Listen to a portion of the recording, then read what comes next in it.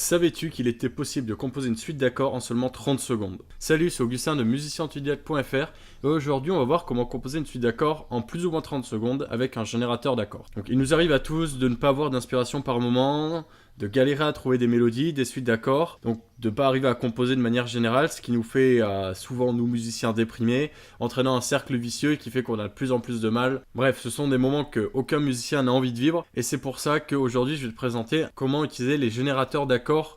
Alors, je sais que pour certains, les générateurs d'accords, ça bride l'imagination, c'est mauvais, ça ne devrait pas exister, c'est une des pires choses que l'homme a inventées sur la musique. Et je peux le comprendre, mais les générateurs restent un outil, et un outil n'est pas bon ni mauvais, c'est son utilisation qui va déterminer si effectivement il va être bon ou mauvais.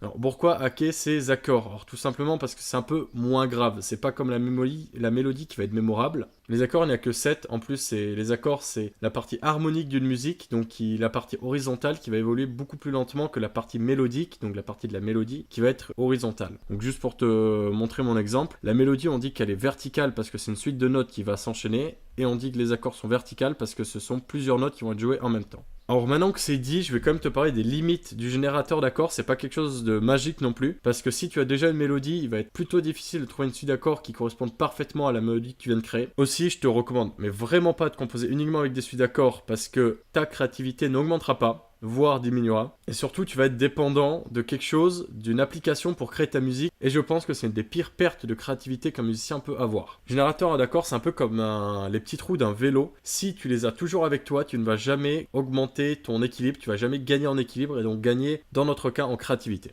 Maintenant qu'on sait ça, il y a quand même des bonnes manières d'utiliser un générateur d'accords. Il y a par exemple 3 points où tu peux utiliser un générateur. Tout d'abord pour travailler la création de tes lignes mélodiques et de tes basses. Donc pour cela, on va prendre une suite d'accords à partir de laquelle on va créer une ligne de basse qui corresponde à cette suite d'accords et une mélodie qui corresponde à ces accords. C'est un très bon exercice pour développer ta créativité. Ensuite, tu peux aussi développer ton oreille avec ces générateurs. Ce que tu vas faire, c'est que tu vas chercher quels sont les accords qui vont créer de la tension et quels sont les accords qui vont résoudre la tension. Il y a une dernière technique pour développer sa créativité avec les générateurs d'accords, ça va être de prendre une suite d'accords et de la customiser. Donc par exemple comme ce que je t'apprends dans cette vidéo. Donc pour permettre de faire sonner cette suite d'accords d'une manière différente. Donc finalement de développer sa créativité en partant de quelque chose de déjà fait. Alors il est aussi possible que tu crées un morceau entier en partant d'une suite d'accords que tu trouvais sur un générateur d'accords. Personnellement ça m'est jamais arrivé, mais dans ce cas-là n'hésite pas à sortir ton morceau. T'as rien fait de mal, l'inspiration est parfois capricieuse, j'en sais quelque chose. Et je ne pense pas que ça soit très différent des grands musiciens qui utilisent toujours les mêmes 4 accords pour nous vendre des disques. Donc là je vais te présenter un petit site qui propose ça. Donc c'est Autochords, je te mettrai le lien dans la description. Tu vas retrouver, donc le site est en anglais mais c'est pas très compliqué. Là tu vas choisir l'instrument avec lequel tu veux que la suite d'accords soit jouée.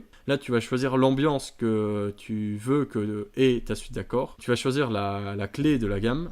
Et ensuite tu vas choisir si tu veux que la gamme soit mineure ou majeure. Et si tu galères encore un peu en théorie musicale, il te suffit de laisser la souris pour voir de quelles notes sont composées chaque accord. Donc là, tu vois que c'est un accord de A mineur, tu ne sais pas comment le composer, tu vas laisser la souris appuyer et tu vas voir que c'est composé des notes A, C et E. Et donc sur ton logiciel, tu vas prendre la note A, tu vas laisser appuyer pour voir, donc là c'est la note A, là c'est C, et là c'est E. Donc maintenant je vais te montrer avec un petit exemple, je veux une mélodie qui soit un peu triste, un peu mélancolique. Je vais prendre les suites d'accords de la catégorie Memories, donc de la catégorie un peu nostalgie. Je veux que ça soit en A mineur et je vais prendre par exemple cette suite d'accords la toute première. Donc ce qui fait que sur mon logiciel ça me donne cette suite d'accords une fois que je le retranscris.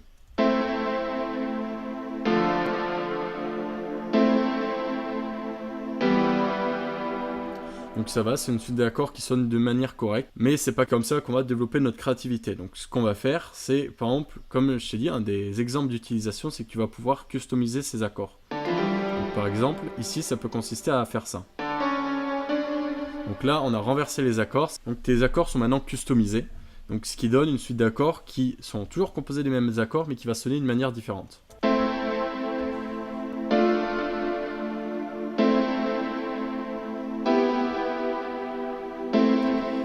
Etc, etc.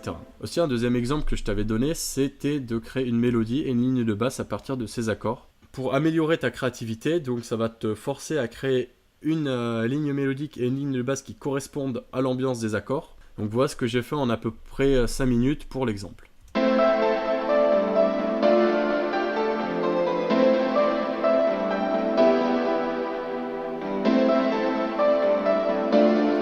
etc., etc. Voilà, pour conclure, tu sais ce que sont les générateurs d'accords. Tu connais leur utilisation et leurs limites. Donc c'est à toi de voir si tu veux t'en servir ou pas.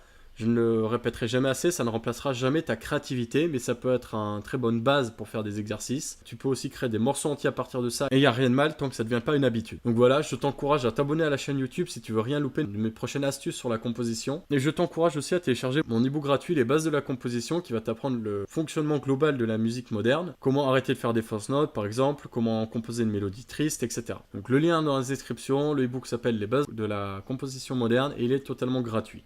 Sur ce, je te dis à la prochaine. Une dernière chose, n'arrête jamais d'apprendre.